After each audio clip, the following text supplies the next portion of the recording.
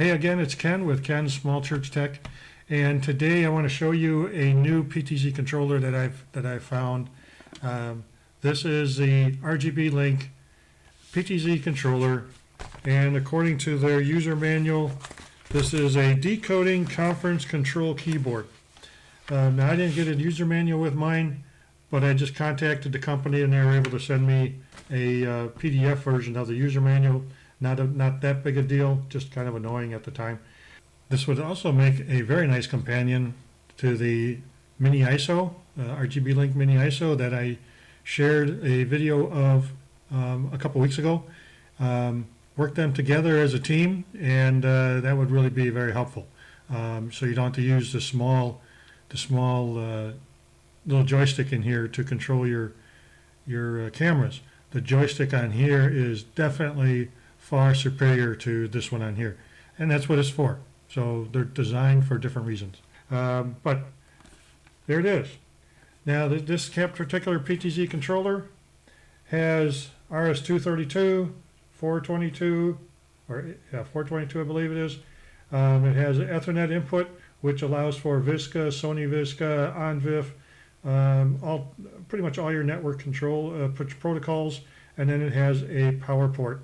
Notice this does not have a switch on and off of any sort, so you're either going to be using an external power supply that you're going to turn on, which is what we do. We do one switch and it turns on all our computers, and that works out better. It does have power over Ethernet, so if you are doing the same type of thing with a Ethernet switch, you could do that too. So it does allow you to do everything over one cable with the Ethernet cable to control it and turn it on and off. So that's kind of nice. Just a single cable, no power required because of the PoE. If you do like this video, or please subscribe, share, like, and help me build this platform to help small churches find technology that will work for them.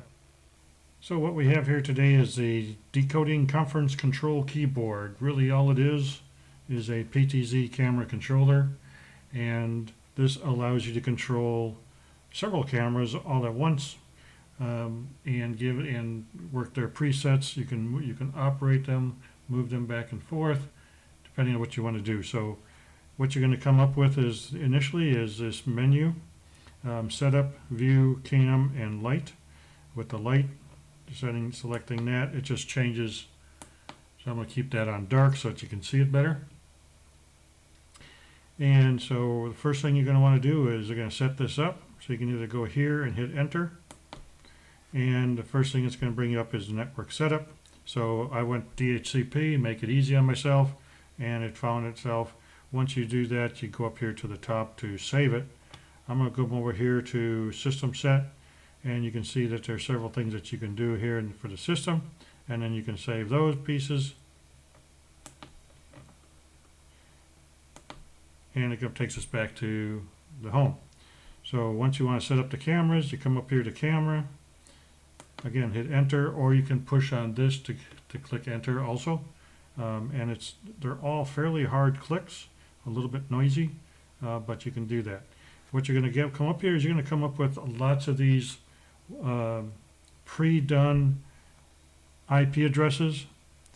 You can't get rid of them, but you can certainly rewrite over the top of them. So I have two of them set up here as VISCA, and they're different types of VISCA because one's a much older, probably about a 4 or 5 year old, and the other camera, and the other one is brand new, so they came in here a little bit differently. You can also keep going down, and you can see down here at the bottom I have the same two cameras set up in OnVIF, and just to show you the difference. To select them, you're going to want to come over here, escape real quick, come down here in the bottom. You're going to search for devices, come up here to search, and I just usually hit enter there, and it'll search for anything that you have new on here. And there you can see how it's got my two cameras in there, and they're seen just fine. You can also adjust, I should say, you can also manually add one if you don't see one. Okay, so let's back up out of here. Again, go to cameras. Again, I have 2 of them set up. Now, I did not set it up in here. You can use the buttons down here to type things in. A little bit difficult. Instead, I went with this way here. So I went this route. And once you have the IP address in here, you can go into the configuration, and this is a whole lot easier to use. And you can see there's my 2 cameras, and if I go to page 2, 8 and 9 are also my 2 cameras, just set up with different protocol. You can come in here, you set up your cameras however you want to, and just remember there's different protocols that you can choose. And then once you're set up, you can see I have 2 different ways of doing it. Once you set up, then you can come back over to your switcher and they will be in here the way you have them set up on there. So that's the nice thing about it. So if you got camera 1 through 5, it's a quick select up here. But in order to get any cameras to select, you have to go over here to View. And now you can select cameras and start working it. So notice there's no picture right here. The Visca cameras are not showing me any pictures. So I can select one. You can see it's got lots of things lit up here. And now I'm sitting here and I'm going to go to number 2. It's got a little bit different way of setting it up. So it takes just a tiny bit longer to bring it up. There it is. And now I can go to different presets. So we have a preset in there already. You're looking at the box that it came in. The easiest way, since these are quick buttons for each of the cameras, 6, 7, 8 through 0 are quick buttons for presets. You can still use 1 through 5 for presets, but in order to use 1 through 5, you have to hit Call Preset,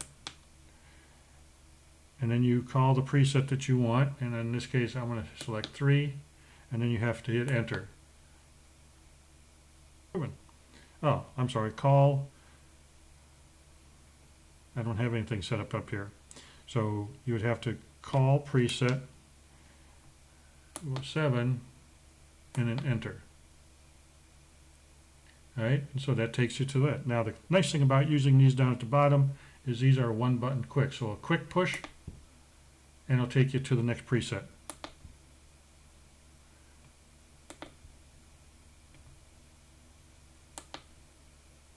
Just like that. Up at the top, quick push will take you to a different, just get rid of these here for a moment. That'll go to camera 1, which is what you're seeing here from the angle. And again, this will take you to, there you go,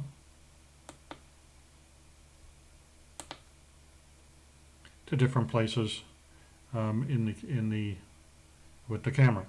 So besides the 2 cameras listed in camera 1 and camera 2 that you can select simply by pushing on a button, I do have those same 2 cameras in 8 and 9. Okay, so let me show you how you get to those. So since those are not 1 button pushes, cam ID 8, enter, and it brings up camera number 1 in the ONVIF. So here's where it says what it is. So it tells you the location and then the port and what protocol you're using. For 9, the other camera, cam ID 9, enter, and that takes me to the other one. The great thing about the ONVIF cameras is you get a picture of what it is that it is looking at. So now when I do the fast move, you can see that right on here. Okay, and if I go over to the other one, fast move, there it is.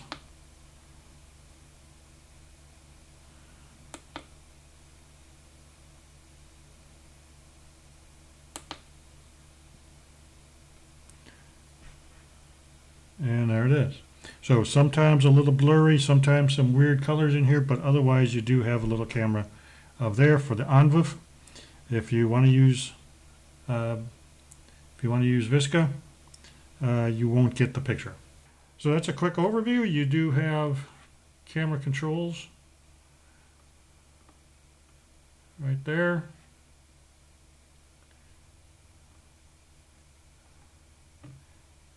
And you can either twist it, or you can use the dial over here for zoom also.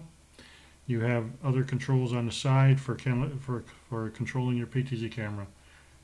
But that's the RGBLink PTZ camera, or as they put it on their username, decoding conference control keyboard.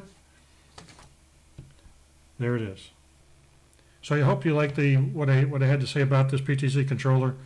I've been using it a couple times now here around the house, and I tell you what, it's actually getting pretty comfortable with it. Pretty easy to use. Still, the biggest thing that I have besides the switch turn on and off is the rather noisy buttons. Not a big deal when you're sitting in the back in a booth, but there it is. I guess if you do have those noisy buttons, you can tell without looking down that you've pressed it hard enough and making it work. So, like again, hope you enjoyed the video. Please like, subscribe, share, and help me grow the platform. And by all means, God bless.